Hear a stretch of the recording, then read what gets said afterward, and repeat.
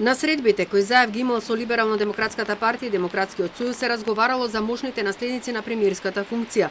Во текот на наредната недела ќе заседаваат и највисоките партиски тела на СДСМ, кои треба да се произјаснат за оставката. Заев им соопштил дека не отстапува и дека ќе се замени и од функцијата претседател на СДСМ. Очекувањата се дека за неколку дена ќе биде познат и новиот мандатар, а новата влада ќе се формира за 10 дена. СДСМ е голема владеачка политичка партија и тие верувам дека ќе имат партиско решение, не експреско партиско решение. Клучно е да се редефинира програмата и се разбира да имаме нови министри кои што навистина ќе водат сметка за имплементација на програмските цели на целокупната коалиција. Председателот на ЛДП Горан Милевски бара да се изврши ревизија на сите слабости на владата, а во однос на парламентарното мнозинство се уште не е договорена соработка со алтернатива.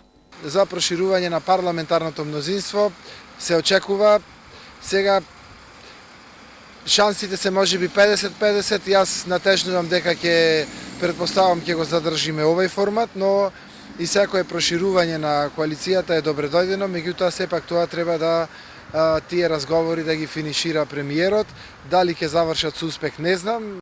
Мораме да се менуваме во интерес на граѓаните, односно да ги послушаме овој пат граѓаните, бидејќи следен поправен нема да имаме.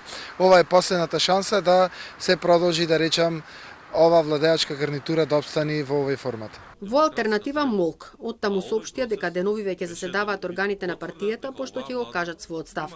Сите гласини во јавноста ги оценуваат како шпекулации и обиди да се врши притисок врз партијата. ВМРО-ДПМН наепак повторно го повика Заев да си поднесе оставка и да се организираат брзи предвремени избори. Барање кое вчера експресно беше одбиено од СДСМ и неговите коалициски партнери. Порака и до Заев. Ако си верува во веселите математики со кои што се теши, ајде Заев на избори. Од владеачката СДСМ велат дека ВМРО-ДПМН нема мнозинство за да добие мандат за формирање влада, па затоа Мицковски барал предвремени избори.